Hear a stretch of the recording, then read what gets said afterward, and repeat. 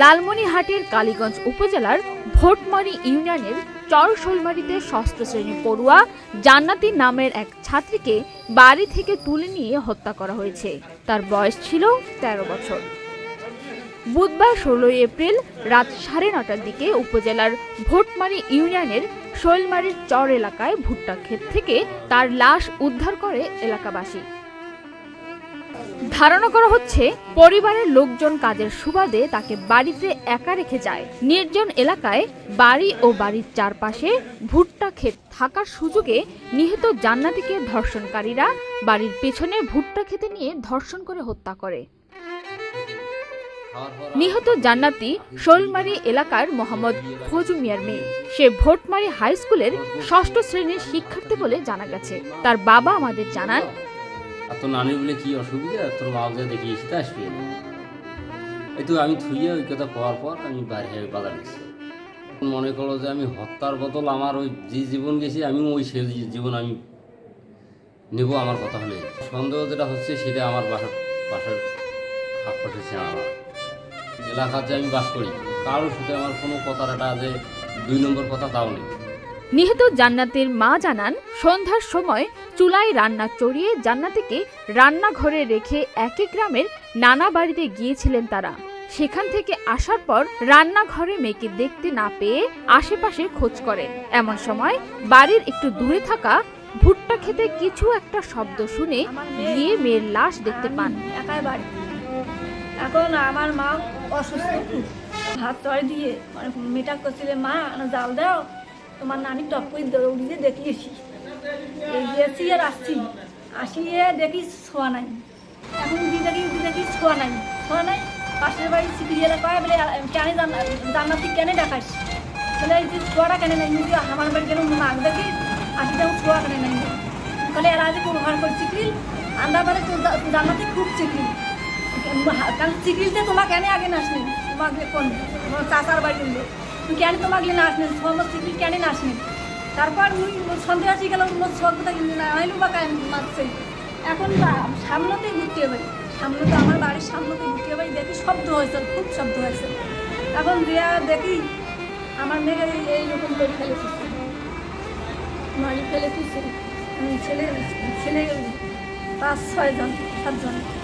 একটা ছেলে আমি লাট মারি আমি দেখছি, ছেলেগুলোকে তেমনি আমি চিত্রণ শুরু করে দিছি। তখন মনে করেন যে একেবারে আমার গালা ধরছে, এক ছেলে শুনতে পাচ্ছি গালা ধরছে আমার ছেলেরা। ধরতে গেলে আমার চাষি আসলো চিকড়ি করে আইসুক বেড়ে আইসুক বাঁচান। আমার চাষি দৌড়ি এসছে, আসিয়া আসতে আমার সামনে আসতে গেলে ছেলেগুলো একেবারে গায়ে চলে গেল। আর আমি দেখলাম না, আর একটা ছেলেকে আমি মেয়ের হত্যা, তাকেও আমি মৃত্যু চাই। আমার মেয়ে মৃত্যু করছে, আমি তাকে মৃত্যু চাই। আমার মেয়েকে হত্যা করে দিছে।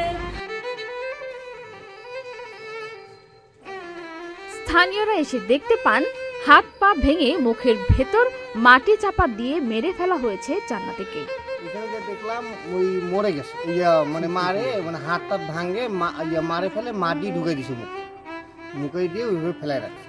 তখন ওর বাপ মা সবাই আত্মীয় স্বজন যা আছে সবাই দেখতেছে একে একে। তো এখন থানাতেই এখন হাতও ভাঙা আছে, দুটো হাতই মনে হয় ভাঙা, পাওয়ারটা ভাঙা। ওয়ালটন আবারও মিলিয়নিয়ার অফারে ওয়ালটন ফ্রিজ কিনে আপনিও হয়ে যেতে পারেন মিলিয়নিয়ার।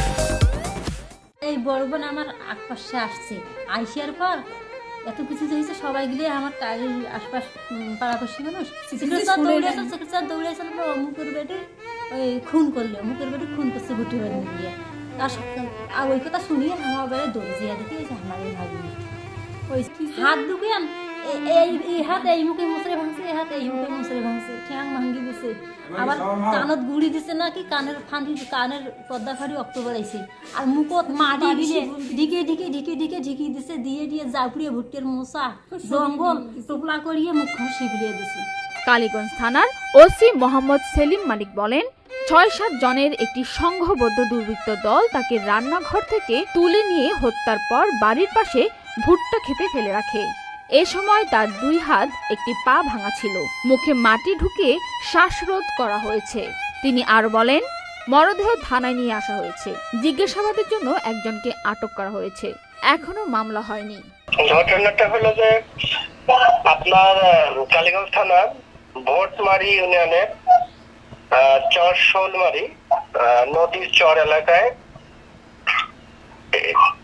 এই সংবাদদাতার সরকারের বাড়ি মোহাম্মদ ফজলুল হক ফজু।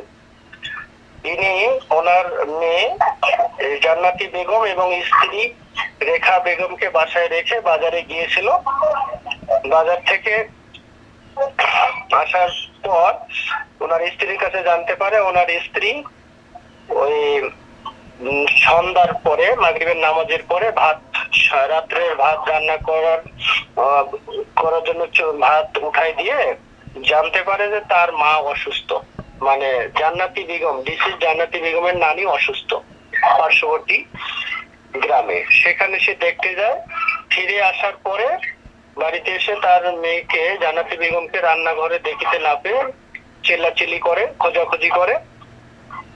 এক পর্যায়ে ওই সাক্ষীগণ সহ তার বাড়ির চতুর্দিকে ভুট্টা ক্ষেত, অনেক বড় বড় ভুট্টা ক্ষেত, সেই ভুট্টা ক্ষেতের মধ্যে গিয়ে তার মেয়েকে মৃত অবস্থায় দেখতে পায়। এবং সে সময় ঘটনাস্থলে একজনকে সে চিনতে পেরেছে, বেলাল হোসেন নামে 19 বছরের একজনকে চিনতে পেরেছে। আরো 4-5 জন পালিয়ে যায়। এই সংক্রান্তে সে বেলাল হোসেনকে 1 নম্বর আসামি করে 4-5 জন পলাতক দেখিয়ে একটি এজাহার দায়ের করলে এই সংক্রান্তে একটি হত্যা মামলা রুজু হয়। এবং হত্যা মামলা রুজু হওয়ার পরে আমরা বেলাল হোসেনকে গ্রেপ্তার করি। বর্তমানে মৃত্যুর প্রকৃত রহস্য উদ্ঘাটনের জন্য মৃতদেহ ময়নাতদন্ত প্রেরণ করা হইতেছে এবং গ্রেপ্তারকৃত আসামিকে এই ঘটনায় প্রকৃত রহস্য উদ্ঘাটনের জন্য নিবিড়ভাবে জিজ্ঞাসাবাদের জন্য পুলিশ রিমান্ডের আবেদন করা হইতেছে। পান্না আক্তার, চ্যানেল আই।